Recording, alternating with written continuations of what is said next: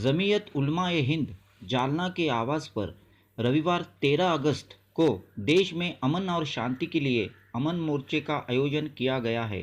जमीयत उलमा-ए हिंद जिला रायगढ़ ने भी सभी भाइयों को इस मोर्चे में शामिल होने की अपील की है। 13 अगस्त को यह मोर्चा महाड़ अंजुमन स्कूल से निकलकर तहसील ऑफिस में पहुंचेगा। के न्यूज़ मसरा।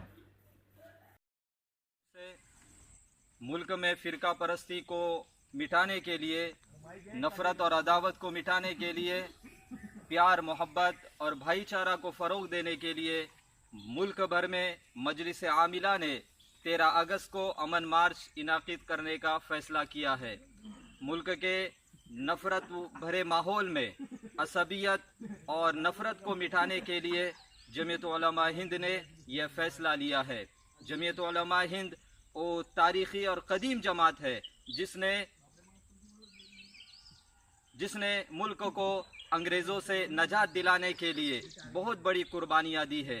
इस वक्त मजलिस आमिला ने जो फ़ैसला लिया है वो मुल्क भर में 13 अगस्त को अमन मार्च इनाक़िद करने का फ़ैसला लिया है।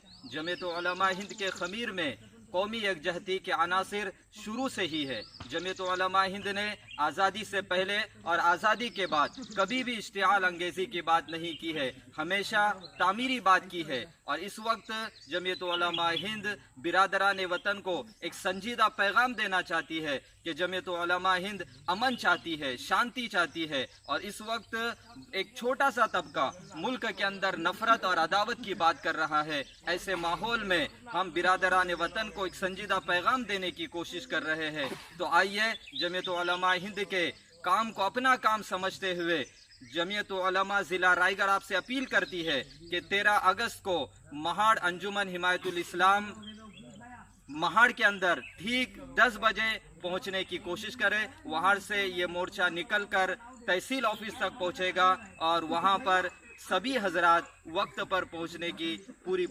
कोशिश करें। अस्सलामु अलैकुम व रहमतुल्लाहि व बरकातुहू।